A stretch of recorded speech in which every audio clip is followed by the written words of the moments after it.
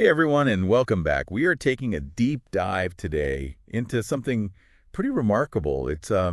Well, you know how everyone's been talking about this AI explosion that's been happening, Right. especially since we hit 2025. Right. It's like AI development just went into overdrive, and it feels like, I don't know, everything's changing so fast. Yeah, and the thing is, it's not just hype. Right. We're actually seeing hard data that shows AI capabilities are increasing exponentially. And Wow. at the same time, the cost of using AI is plummeting. So it's like more power for less money. Exactly. It's truly unprecedented and honestly a little mind-blowing when you really think about it. Okay, so let's unpack this a bit. We've got this great article by Kouji Miki. Oh yeah, on Medium. Yeah, it's on Medium.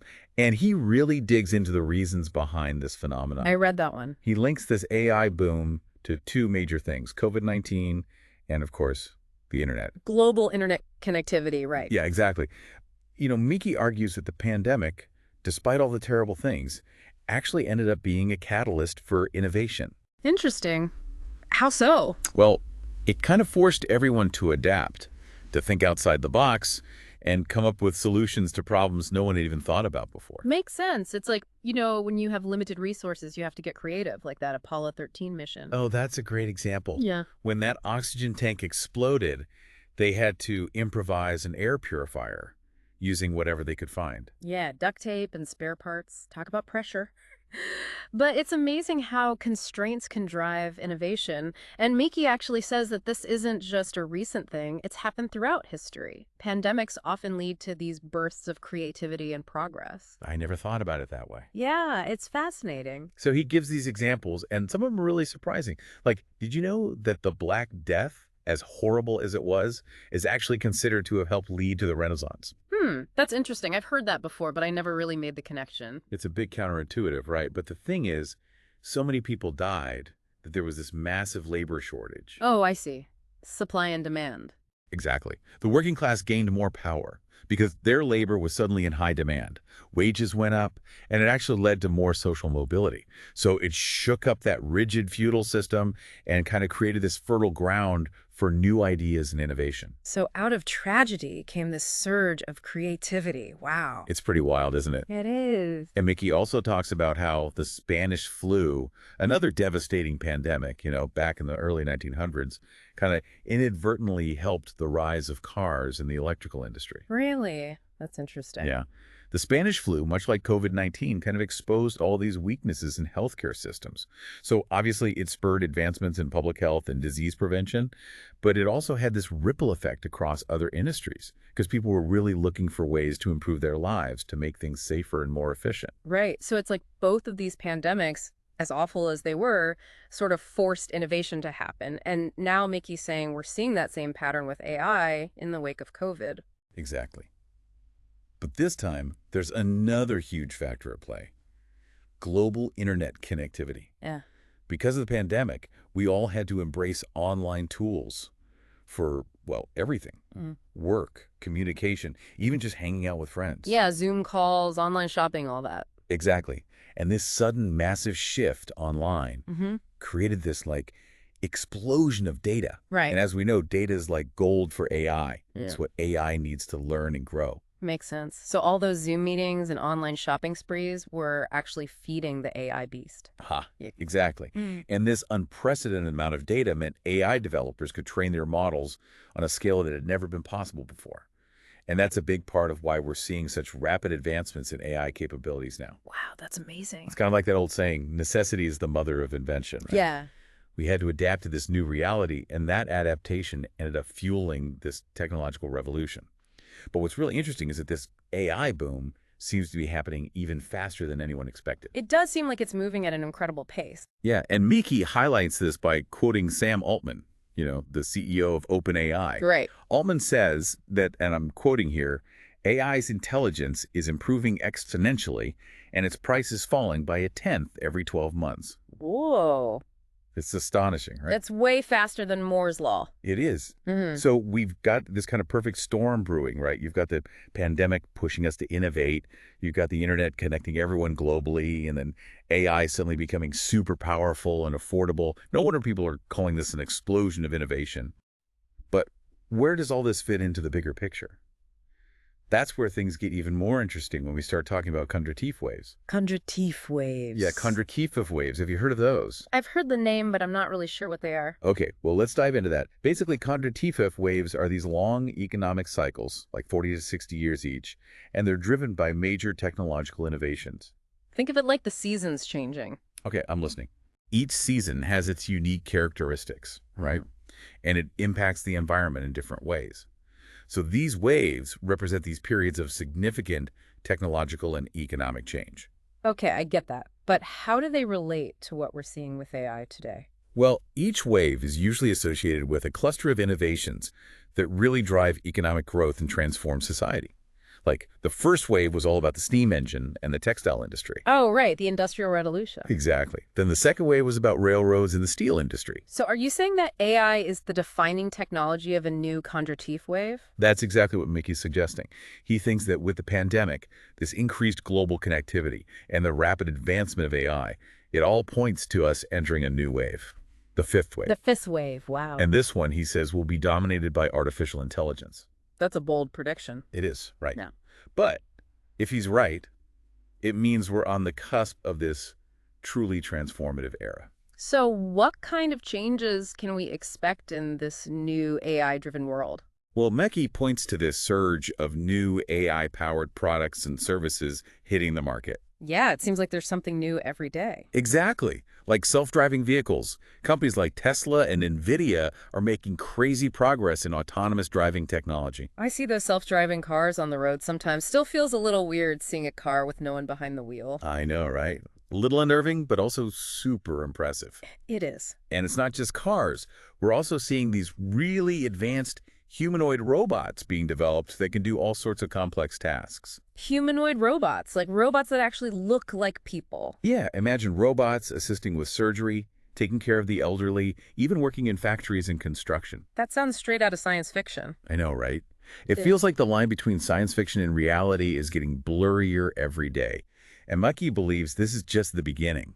He sees a future where AI is integrated into every part of our lives. Healthcare, education, transportation, entertainment, you name it. Wow. That's both exciting and a little scary. I know what you mean. It's a lot to take in. But let's go back to those Kondratief waves for a second. If we really are entering a new wave, doesn't that usually mean there's going to be some disruption and upheaval along the way? Good point. Yeah, each Kondratief wave brings a period of restructuring both economically and socially. Right. Old industries decline, new ones emerge, and there's usually a period of instability as everyone adjusts to these new technologies. So this AI revolution, as amazing as it could be, might also lead to job displacement and economic uncertainty. That's definitely a valid concern. Miki acknowledges that. But he also stresses how important it is to be proactive and adapt. Like, we need to invest in education and training so people have the skills they need to thrive in an AI-driven economy. That makes a lot of sense. It's not about stopping progress. It's about making sure the benefits are shared and everyone's prepared for the changes. Exactly. And it's not just about jobs and the economy. We also have to think about the ethics of AI development. Oh, absolutely. There's been so much discussion about how AI could be misused, or how it could reinforce existing biases or even be used for harmful purposes. Those are definitely real concerns that need to be addressed. We need to make sure AI is developed and used responsibly with the right safeguards in place. So it's not just about the tech itself, but the values and principles behind it. It's about making sure AI serves humanity, not the other way around. Exactly. And that brings us back to Mickey's core argument. He's saying the pandemic, as challenging as it was, gave us this unique opportunity to rethink how we interact with technology. I like that. It's a chance to create a future where AI helps solve our biggest problems and build a more equitable and sustainable world. That's a powerful thought. But it's also a call to action. We can't just sit back and wait for things to happen. We need to be actively involved in shaping this future. I totally agree. And that's why Meki's work is so important. He's not just analyzing trends, he's empowering us to make informed decisions about the kind of future we want. Okay, I'm starting to see the bigger picture now. This is really fascinating stuff. But before we get too carried away talking about the future, let's bring it back to the present for a bit. Miki talks about some interesting historical examples of how pandemics have driven innovation in the past. Should we dig into those a little more? Absolutely. Let's do it. Okay, great. You mentioned earlier that Miki draws this parallel between the Black Death and the current AI explosion. Mm-hmm. I'm still trying to wrap my head around that. One was this devastating plague that totally reshaped medieval Europe, and the other is about algorithms and robots. How do those two things even relate? Well, think about it this way. It's not about the specific technologies, but about the big societal shifts they triggered.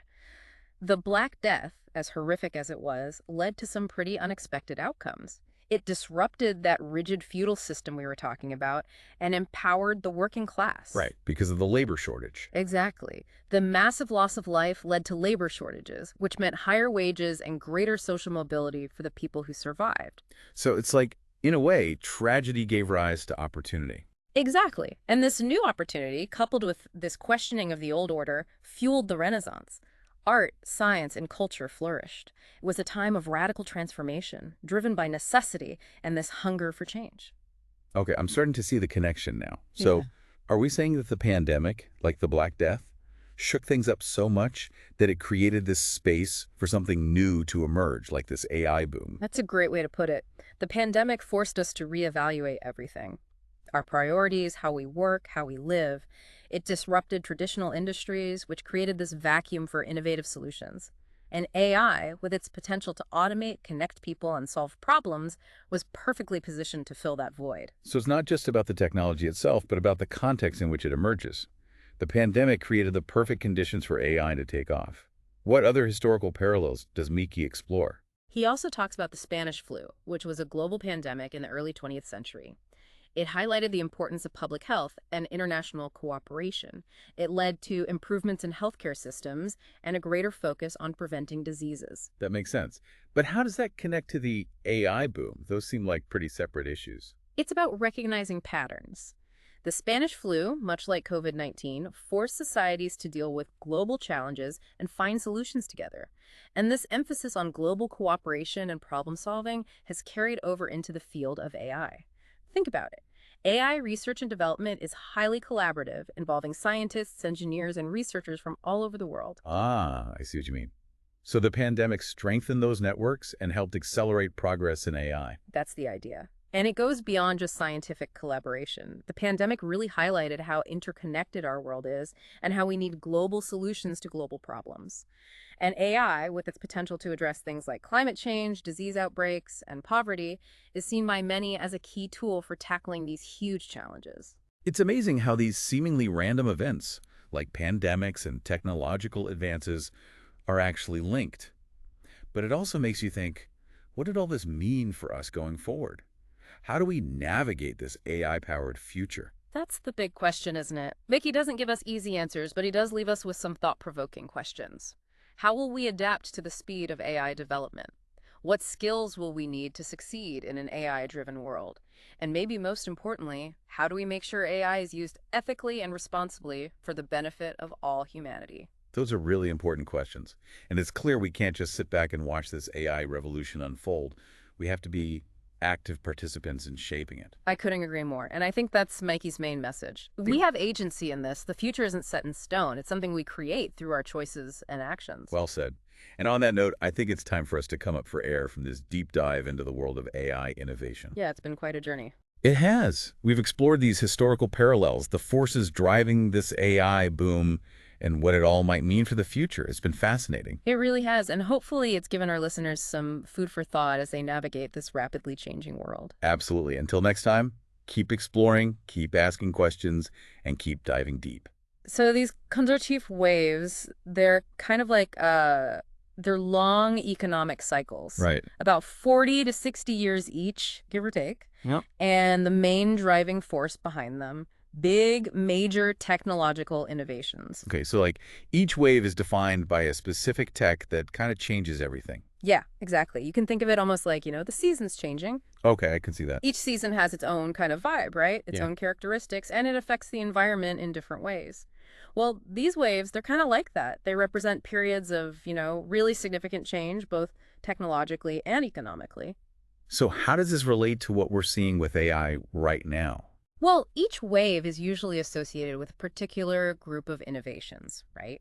And these innovations are what drive economic growth and, really transform society. For example, the first wave, That was all about the steam engine and the textile industry. Oh, right, the Industrial Revolution. Exactly. Then the second wave came along, and that was all about railroads and the steel industry. So are you saying that AI is like the defining technology of a new generative wave? That's precisely what Mickey is suggesting. He thinks that this whole convergence of things, the pandemic, the fact that everyone's connected online now more than ever, and of course the crazy advancements in AI, it all points to us entering a new wave, the fifth wave to be exact. The fifth wave, wow. And this one, he argues, is going to be all about artificial intelligence. That's a pretty bold statement. It is. But if he's right, it means we're about to enter an era unlike anything we've ever seen before. So what kinds of changes are we talking about here?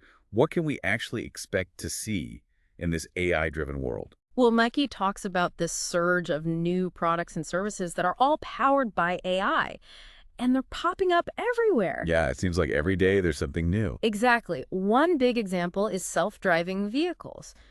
Companies like Tesla and NVIDIA, they're making incredible strides in autonomous driving technology. It's wild. I see those self-driving cars around sometimes, and it still feels so strange to see a car with no one behind the wheel. I know, right? It's kind of freaky, but impressive at the same time. It really is. And it's not just cars. We're also seeing some really advanced humanoid robots being developed. Humanoid robots, like robots that look like actual people. Yeah, and these robots are designed to do all sorts of complex tasks. Just imagine robots assisting in surgery, taking care of elderly people, working in factories, construction sites. Sounds like something out of a sci-fi movie. Right.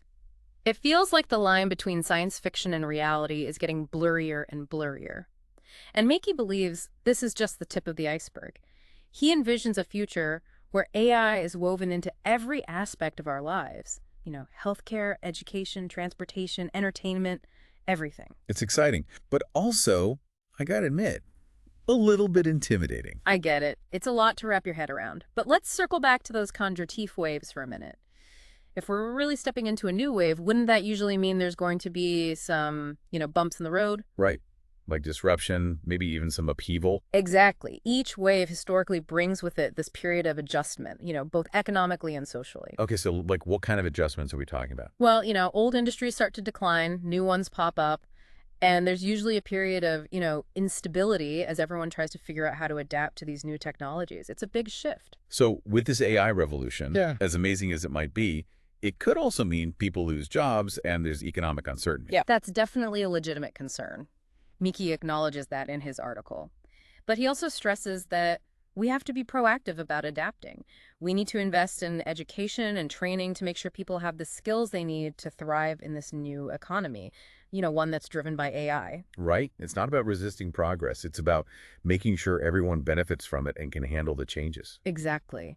And it's not just about jobs in the economy. We also have to think about the ethical implications of AI development. That's huge. Oh, totally. There's been so much talk about the potential for AI to be misused or how it can make existing biases even worse, or even be used for really harmful purposes. Those are all very real concerns, and they need to be addressed head on. It's crucial to make sure AI is developed and used responsibly with safeguards in place. We can't just let it run wild. So it's not just about the technology itself. It's about the values and principles that are guiding its development. It's about making sure AI serves humanity, not the other way around. Exactly. And this brings us back to one of Miki's main points. He argues that the pandemic, despite all the challenges and hardship, gave us this incredible opportunity to rethink our relationship with technology. It's like a chance to create a future where AI helps us solve our biggest problems, and build a more equitable and sustainable world. That's a powerful way to think about it. But it's also a call to action. It means we can't just sit back and wait to see what happens. We have to actively shape this future. I totally agree. And that's what makes Miki's work so important. He's not just analyzing these trends.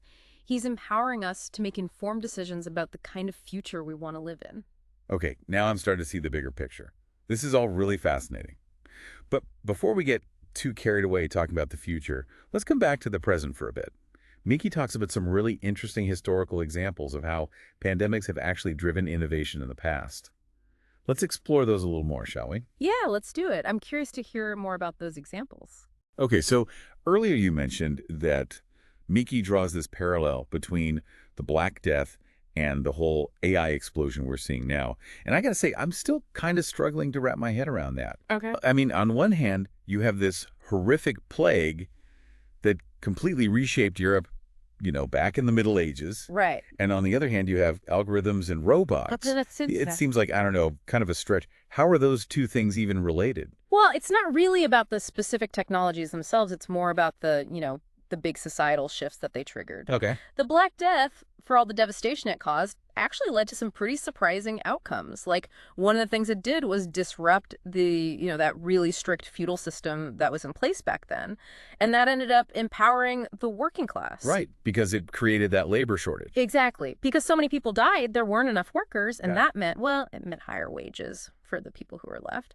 And it actually led to greater social mobility. So it's like tragedy led to opportunity. Yeah, in a way, it did. And this newfound opportunity, combined with people starting to question the established order of things, it all fueled the Renaissance. Art, science, culture, they all flourished during that period. It was a time of massive change, driven by necessity and, just this real hunger for something new. Okay, I'm starting to see the connection a little better now. So are you saying that the pandemic, kind of like the Black Death, it shook things up so much that it created this opening for something new to emerge, like this AI boom we're talking about? That's a really good way to put it. The pandemic forced everyone to reevaluate everything. Their priorities, how they worked, how they lived. It really disrupted those traditional industries and created this kind of vacuum that needed to be filled with innovative solutions. And AI, with its potential to automate things, connect people, and solve complex problems, well, it was in a prime position to step in and fill that void. So it's not just about the tech itself, but the circumstances surrounding it. Like the pandemic kind of set the stage for AI to take off. Yeah, it did. What other historical examples does Miki talk about? He also discusses the Spanish flu, which, as you know, was that global pandemic back in the early 1900s. Right. And one of the main things it did was highlight how important public health is and international cooperation, too. Sure. It led to, some improvements in healthcare systems and a bigger focus on preventing diseases. That makes sense, but I'm still not quite seeing the connection to the AI boom. It seems like those are two pretty separate issues. Well, it's about, recognizing patterns. The Spanish flu, much like the COVID pandemic, forced societies to face these global challenges and try to come up with solutions together. Okay. And this whole emphasis on global cooperation and problem solving, well, it's carried over into the field of AI as well. Think about it. AI research and development, it's a very collaborative field. You have scientists, engineers, researchers, all working together from all over the world. Ah, okay, I see what you mean. So the pandemic, in a way, it strengthened those collaborative networks and helped speed up progress in AI. Exactly. And it goes beyond just the scientific community. The pandemic really made it clear just how interconnected our world is and how we need global solutions to address global problems. And a lot of people see AI as a key part of tackling these challenges, things like climate change, outbreaks of disease, poverty. It's fascinating how these events that seem totally unrelated, like pandemics and technological advances, are actually woven together.